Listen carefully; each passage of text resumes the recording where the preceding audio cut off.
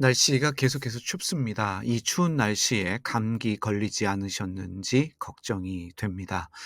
어찌하든지 이 추운 날씨에 감기 걸리지 마시고요. 건강 잘 챙기시고 무엇보다도 늘 마음이 따뜻한 행복한 날들 보내시면 좋겠습니다.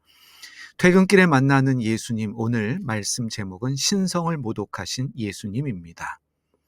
예수님께서는 나와 아버지, 즉 나와 하나님은 하나다라고 말씀하셨습니다. 다른 말로 하면 나는 하나님이다라는 선언입니다. 그런데 이 말을 들은 유대인들은 예수님을 돌로 치려고 했습니다. 그럴 때 예수님은 당황하신 것이 아니라 어느 일 때문에 자신을 치려고 하는지 유대인들에게 물으셨습니다.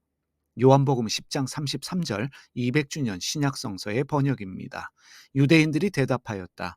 우리가 그대를 돌로 치려는 것은 그대가 좋은 일을 해서가 아니라 신성 모독을 했기 때문이요. 그대는 한갓 사람인데도 자신을 하느님으로 내세우기 때문이요. 여기서 질문해 보겠습니다. 왜 유대인들이 자신을 돌로 치려고 했는지 예수님이 모르셨을까요? 알고 계셨지요. 알고 계심에도 불구하고 유대인들에게 질문을 던지셨습니다. 왜 질문을 던지셨을까? 질문을 통해 정답이라고 확신하는 나의 믿음이 올바른 것인지 돌아보면서 새로운 깊이의 깨달음을 얻게 하시는 예수님의 방법이었습니다. 지금 한국교회에 필요한 것이 바로 이러한 질문입니다. 질문과 의심, 고민이 없는 신앙이 아니라 질문을 통해 생각하고 묻고 의심하는 신앙이 한국교회에 필요합니다. 교회는 믿으라고 강요하기보다는 하나님과 신앙에 대해서 고민할 수 있는, 의심할 수 있는 질문을 던질 수 있어야 합니다. 여러분, 고민이, 의심이 나쁜 것이 절대로 아닙니다. 질문이 문제 있는 것이 아닙니다. 오히려 우리의 신앙은 고민과 의심, 질문이 있을 때 깊이와 성숙함이 생겨납니다. 사실은 의심과 고민, 질문을 통해서 우리는 성숙한 그리스도인으로 성장할 수 있다는 것을 알아야 합니다. 유대인들은 예수님을 돌로 치려고 했던 이유를 한갓 사람이 자신을 하나님으로 말하고 있기 때문에 신성 모독을 하고 있기 때문이다 라고 말을 합니다. 사실 유대인들이 말한 대로 사람은 하나님이 아닙니다. 하나님이 될 수도 없습니다. 사람이 어찌 세상을 창조하신 하나님이 될 수 있겠습니까? 그런데 예수님은 성서에 기록된 말씀을 인용하시면서 유대인들의 생각이 틀렸음을 알게 하셨습니다.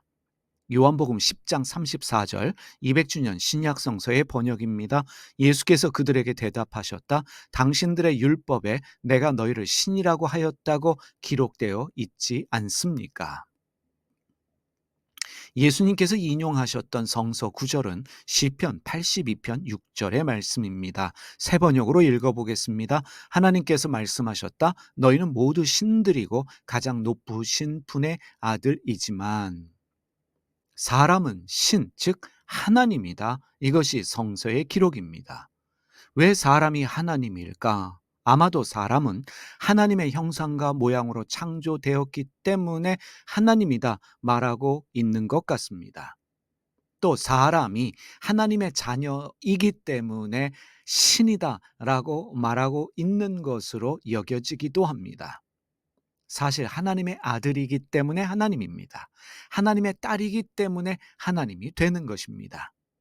왕의 가문에서 태어난 사람 중에 왕이 되지만 왕이 되지 못하는 사람도 있습니다. 그럼에도 불구하고 그는 왕족입니다. 하나님의 자녀된 사람은 신적인 존재입니다. 그러나 절대적으로 하나님과 같다라고 말할 수는 없습니다. 우리는 죽음을 경험할 수밖에 없는 인간입니다. 그럼에도 불구하고 우리는 신적인 존재이다. 성경이 말씀하고 있습니다. 예수님이 계속해서 말씀하셨습니다. 요한복음 10장 35절과 36절 말씀 200주년 신약성서의 번역입니다. 하나님의 말씀을 받은 그 사람들을 신이라고 하였고 또 성경은 폐기될 수 없는 것입니다.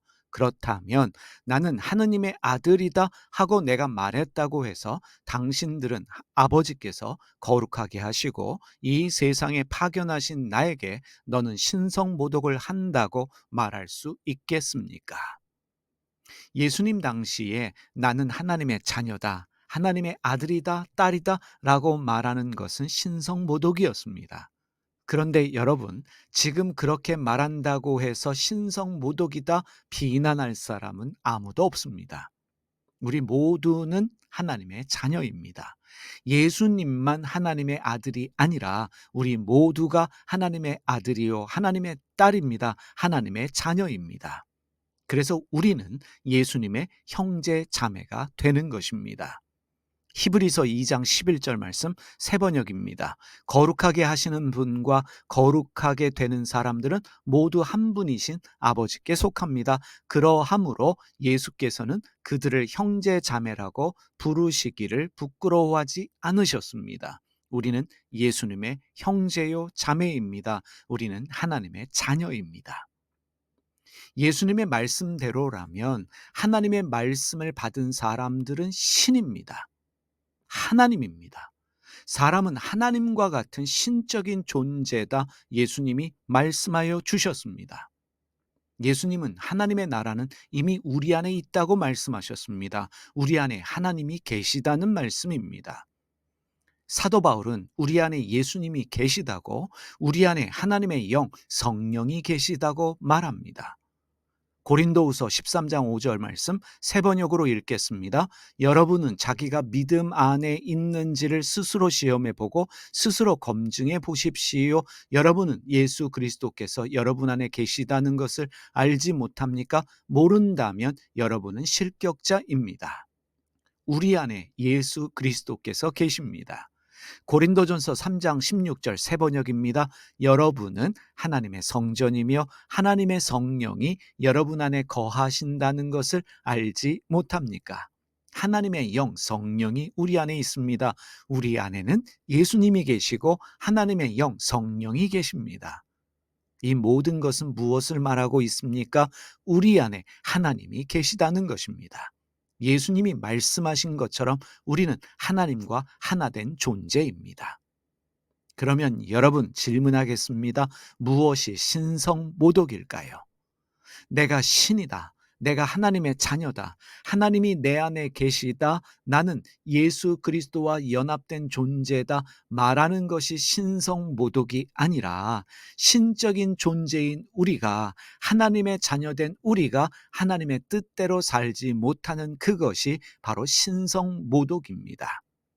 예수님은 반복적으로 하나님의 뜻대로 행하는 사람이 하나님 나라에 들어간다라고 말씀하셨습니다. 하나님 자녀의 특징이 무엇이겠습니까? 요한일서 3장 10절 새 번역입니다. 하나님의 자녀와 악마의 자녀가 여기에서 환히 드러납니다. 곧 의를 행하지 않은 사람과 자기 형제 자매를 사랑하지 않는 사람은 누구나 하나님에게서 난 사람이 아닙니다. 의를 행하지 않는 사람, 형제 자매를 사랑하지 않는 사람은 하나님의 자녀가 아니다 말씀합니다. 바로 그가 신성모독하고 있다는 말씀입니다. 성령을 받은 사람은 성령의 열매를 맺습니다. 하나님의 자녀는 누구를 닮겠습니까? 하나님을 닮아갑니다. 예수님이 내 안에 계십니다. 예수님과 하나 된 사람은 누구를 닮아가겠습니까? 예수님을 닮아갑니다. 여러분, 우리는 어떠한 믿음을 가지고 살아야 되겠습니까? 내 안에는 예수님이 계시고 하나님의 영이신 성령님도 계시다. 나는 하나님과 하나 된 존재, 하나님의 자녀이다 라는 믿음을 가지고 우리는 날마다 예수님 닮아가는 신앙을 추구하는 그러한 사람들이 되어야 할 줄 믿습니다. 기도드리겠습니다. 살아계신 하나님 아버지, 우리는 하나님과 하나 된 존재임을 믿습니다. 우리는 하나님의 아들이요 딸입니다. 우리는 신적인 존재입니다. 우리 안에 하나님의 형상과 모양이 있다는 것을 알게 하여 주시고, 우리는 예수님의 형제 자매로서 예수님이 우리 안에 계실 뿐만 아니라 하나님의 영이 우리 안에 계셔서 우리로 하여금 하나님 닮게 하시는 줄 믿사오니 날마다 예수님 닮아가는 은혜와 복을 누리게 하여 주시옵소서. 진정으로 이 시대의 신성모독이 무엇인지를 알고 깨닫게 하여 주시며 그 신성모독하지 않는 자 되게 하여 주시고 예수님 닮아감으로 말미암아 하나님의 자녀된 증거를 세상에 보일 수 있는 저희 모두가 되게 하여 주시옵소서. 예수님의 이름으로 기도드립니다. 아멘. 하늘에 계신 우리 아버지가 어떤 분인지를 저희에게 보여주시옵소서. 세상을 바로잡아 주시고 아버지의 뜻이 하늘에서와 같이 땅에서도 이루어지게 하소서.